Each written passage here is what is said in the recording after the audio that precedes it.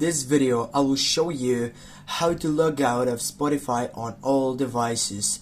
First you need to go on your browser, then right here you need to type for Spotify. Yeah, just go for it. And then simply when you take over on that selection, you need to log in into your account selection, and when you take off that site, what is the most important thing right here?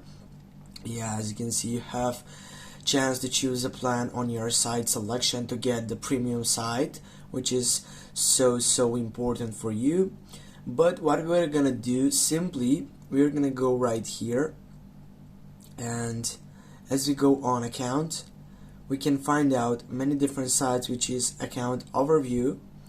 From here guys, we can check over wherever we want, and right down if you scroll on that site selection, as you can see, you can sign out everywhere. Now if you tap on that selection right here, which is sign out everywhere, by typing right here, you're gonna take off that selection, and then automatically it will be logging out of all Spotify sites which are on all devices.